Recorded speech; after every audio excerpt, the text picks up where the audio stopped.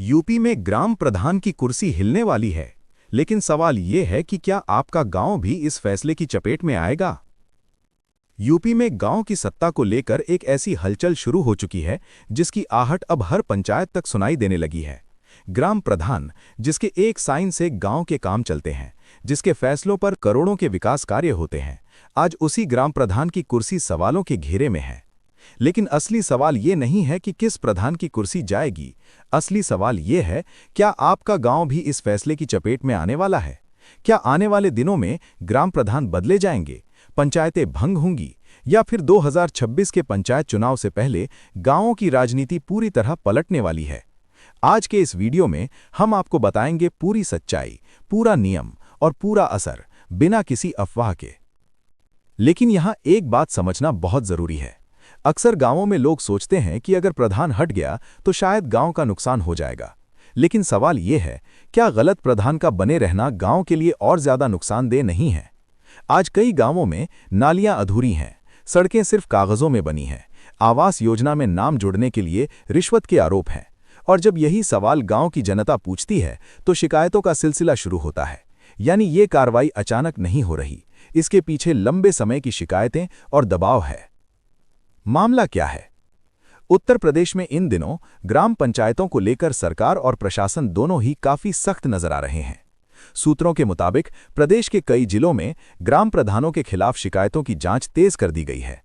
इन शिकायतों में शामिल हैं सरकारी धन का गलत इस्तेमाल, विकास कार्यों में गड़बड़ी, फर्जी भुगतान और पंचायत फंड में अनियमितता।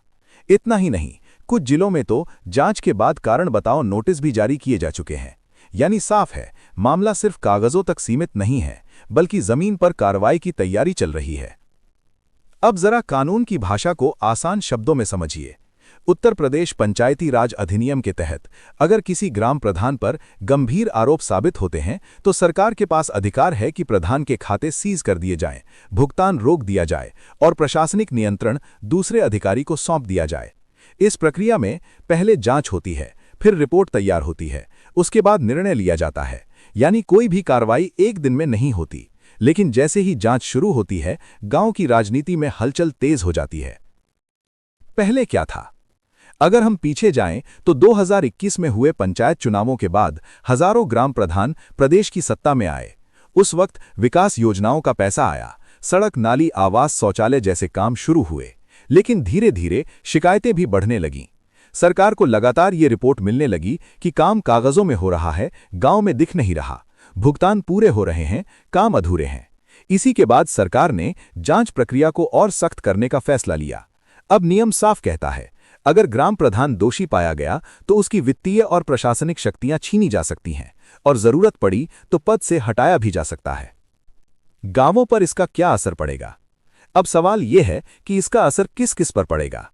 मौजूदा ग्राम प्रधान जिन पर शिकायत है, जिनके काम अधूरे हैं, जिनकी फाइलें साफ नहीं हैं, उनके लिए खतरे की घंटी बज चुकी है। गांव का विकास, अगर प्रधान की शक्तियां छीनी जाती हैं तो भुगतान रुक सकता है, नए काम अटक सकते हैं, गांव में अस्थायी प्रशासक बैठाया जा सकता है। यानी गांव का सिस्टम कुछ समय के लिए ठहर सकता है। राजनीति का तापमान, 2026 पंचायत चुनाव से पहले ये कार्रवाई राजनीतिक समीकरण बदल सकती है, नए चेहरों को मौका दे सकती है और पुराने प्रधानों की पकड़ कमजोर कर सकती है। सीधे शब्दों में कहें तो गांव-गांव में सियासी भूचाल आने वाला है। अब बात करते हैं विरोधियों की भूमिका की। हर गांव में प्रधान का एक समर्थक वर्ग होता है और एक विरोधी वर्ग भी होता है। जैसे ही जांच शुरू होती है, विरोधी पूरी तरह सक्रिय हो जाते हैं। पुराने बिल निकाले जाते हैं, पुराने कामों की तस्वीरें वायरल होती हैं, सोशल मीडिया पर आरोप प्रत्यारोप शुरू हो जाते हैं। इसका सीधा असर पड़ता है गांव के माहौल पर, पंचायत की बैठकों पर और आने वाले चुनावों पर। यानी जांच सिर्फ कानूनी प्रक्रिया नहीं, पूरी गांव की राजनीति का टर्निंग पॉइंट बन जाती है। अब जरा इसे एक आम गांव की नजर से समझिए। मान लीजिए आपके गांव में प्रधान पर नाली निर्माण में गड़बड़ी का आरोप है। जांच बैठती है और रिपोर्ट ऊपर भेजी जाती है। अगर रिपोर्ट सही पाई गई तो प्रधान के हस्ताक्षर से भुगतान बंद, पंचायत सचिव और एडीओ का नियंत्रण और गांव का सारा सिस्टम बदल जाता है। यानी गांव का विकास अब प्रधान नहीं बल्कि प्रशासन तय करेगा। यही वजह है कि आज कई गांवों में प्रधान परेशान है, विरोधी सक्रिय हैं और जनता सवाल पूछ रही है। अब जरा सोचिए, अगर प्रधान हट जाता है तो गांव में काम कैसे चलता है। ऐसे मामलों में पंचायत सचिव की भूमिका बढ़ जाती है, ब्लॉक स्तर से नियंत्रण होता है और कई फैसले ऊपर से लिए जाते हैं। इसका फायदा ये होता है कि पारदर्शिता बढ़ती है, गलत भुगतान रुकता है, लेकिन नुकसान ये है कि फैसले धीरे होते हैं, गांव वालों को बार बार ब्लॉक जाना पड़ता है, यानी गांव एक तरह से प्रशासन के भरोसे चलने लगता है। अब यहां एक बड़ा राजनीतिक सवाल भी है।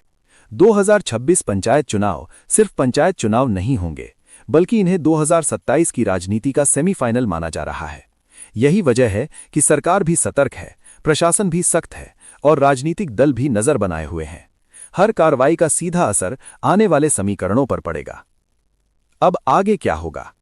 सबसे बड़ा सवाल, आगे क्या? संभावनाएं 3 हैं। दोषी पाए जाने पर प्रधान हटाए जा सकते हैं, कुछ मामलों में केवल वित्तीय अधिकार छीने जाएंगे, और जहां सब ठीक होगा वहां प्रधान बने रहेंगे। लेकिन एक बात तय है, 2026 पंचायत चुनाव से पहले सरकार कोई ढिलाई नहीं बरतेगी, क्योंकि पंचायत चुनाव सीधे तौर पर 2027 की राजनीति की नींव रखते हैं। तो आज की सच्चाई यही है, यूपी में ग्राम प्रधान की कुर्सी वाकई हिल रही है, लेकिन हर गांव की कहानी अलग है। अगर आपके गांव में काम सही है, रिकॉर्ड साफ है और शिकायतें बेबुनियाद हैं, तो डरने की जरूरत नहीं। लेकिन अगर विकास सिर्फ कागजों में है और पैसा जमीन पर नहीं दिख रहा, तो कार्रवाई तय मानी जा रही है। अब सवाल आपसे, क्या आपके गांव में सब ठीक चल रहा है? नीचे कमेंट में जरूर बताइए। वीडियो पसंद आया हो तो लाइक कीजिए, चैनल को सब्सक्राइब कीजिए और ऐसी ही जमीनी खबरों के लिए यूपी तत्काल न्यूज से जुड़े रहिए।